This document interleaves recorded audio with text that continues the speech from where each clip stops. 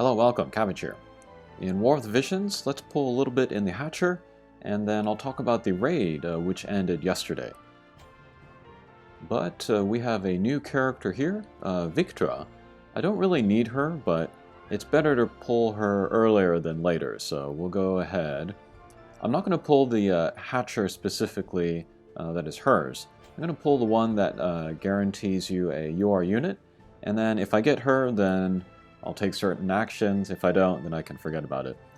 But kind of the character that I want the most is this one on the right, Salire.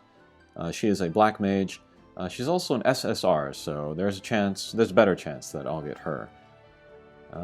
But before we pull the character Hatcher, let's pull the Vision card Hatcher. I still want Odin here on the left, and then Tetrasylphid on the right here. Then there's a few non-Esper Vision cards, URs that I want, so I wouldn't mind getting them either. But I think characters will appear in here anyway, so maybe we will get Victra or Salire.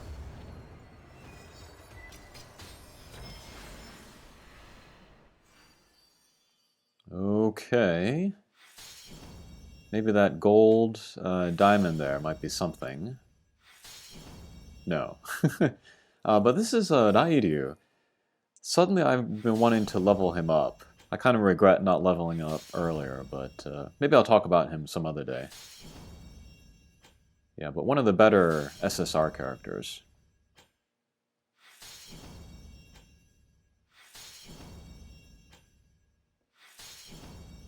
Ah, alright, nothing new here.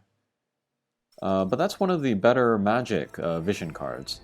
And I get the rainbow orb as well, so that's nice. Okay, next let's pull the character one.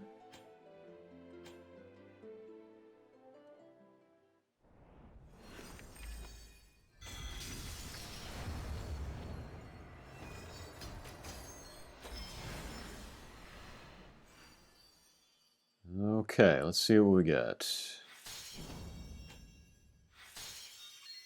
Ah, here is a new vision card. I think that raises your slash damage or something? HP? I forget.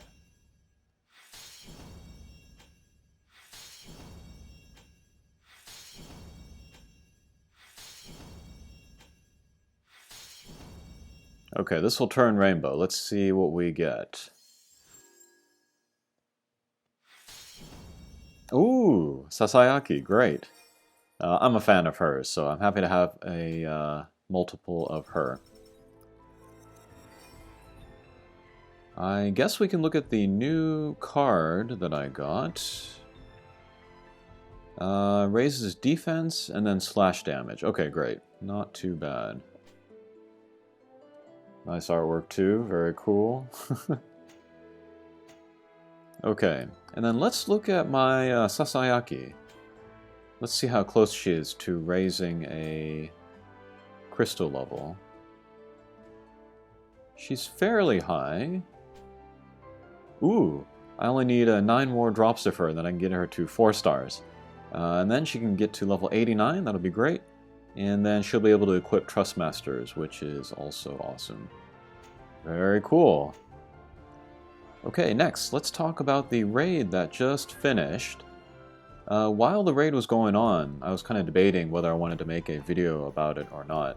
But I can just kind of stick it on the back of this Hatcher video.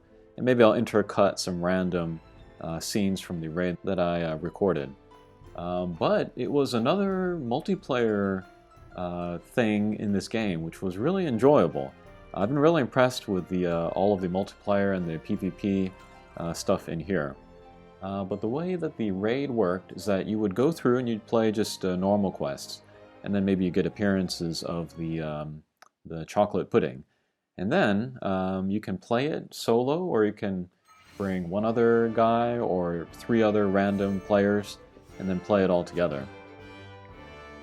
And then each time you beat it from a battle that you host, the level of the pudding will go up, and then the HP will go up, and then the rewards will get better as well. And then you can turn in the coins for all of these things.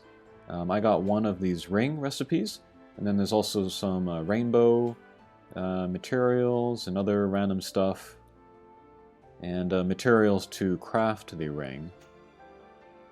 And then I went through it enough in order to get all of these rainbow shards, because I need a lot of these. I got 2 of these rainbow orbs, which are also good. And then I also made the ring, which is this one, the Alexandrite ring.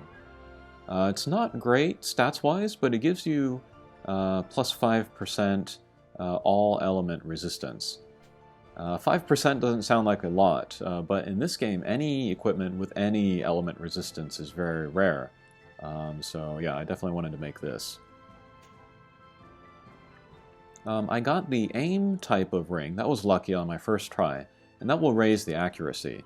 And accuracy is good for, I think, like dragoons, and then gunners and archers. And it also counteracts evade, which is a popular stat to have right now. But the raid itself was fun. Once you get to very high levels, the pudding has so much HP that it's very difficult to take it down in one go. If you can't take it down in one go, it says you failed, but you can spend another raid orb in order to play it again, and then that chocolate pudding will have the same HP as last time. The most efficient way, of course, to play it is to beat it one time in one run, so you only spend the one orb. And because the HP was so high on this boss, me and then all of the other players, we really came to understand the value of chaining. And then the way chaining works in this game is that you have different guys attack in a row that are either the same element or they have the same attack type. So like slash or pierce, projectile or magic. Also blunt. And then this chocolate pudding, it was weak to projectile, magic, and then wind element. So the very best character for this raid was, of course, the brand new character, Lucia. She does both projectile and wind damage. So the best teams were like 3 or 4 of her. And then you can get both the wind chain and the projectile chain to get big damage. And then she was the only character that I was seeing that was doing 9999 damage per hit. So she was pretty able to take down the chocolate pudding in one round. I also saw a lot of Mediana. I saw a lot more of Mediana than I did of Lucia. Because Mediana has been out since launch, and so many more people have her. And you could chain her magic attacks. You wouldn't get the element advantage because Mediana does ice damage, but no extra effect on the chocolate pudding. But chaining the magic, it was possible to take down the chocolate pudding in one round if your levels were high enough and if you were getting enough chaining in there.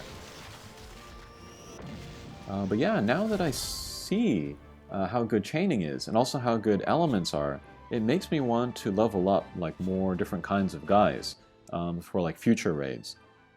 So for example, if in a future raid, the raid boss is weak to like magic and then also light damage, then suddenly Mashiri would be the best character for there. So that makes me want to work on Mashiri or any character that has a Black Mage job or sub-job. Or Red Mage would work as well. Miranda, she was also good for the raid because she could chain her water magic. But yeah, I really enjoyed the raid overall. It was fun to join other people's games. So I would like set Lucia as my main character, join another person's game. And then if that host also had Lucia, I would just stay as Lucia, and then we would wait until other Lucia characters would join us. And then if like Mediana joined, we would just sit there and wait for Mediana to leave, and then we keep on waiting for Lucia to come in. It sounds boring, but it's actually very interesting. And then if I joined a host who had like a Mediana lead, I would change my character to Mediana, and then we'd go in there and then do the raid. So yeah, that was fun. And then there's also a chat room that you can do while you wait for other people to join. But yeah, Raid was fun as a multiplayer. I find Guild also fun. This is a PvP. There's also the Arena, which is not as fun, but it's not awful either, so yeah, it was cool. But yeah, that's a little update on my progress in War of the Visions.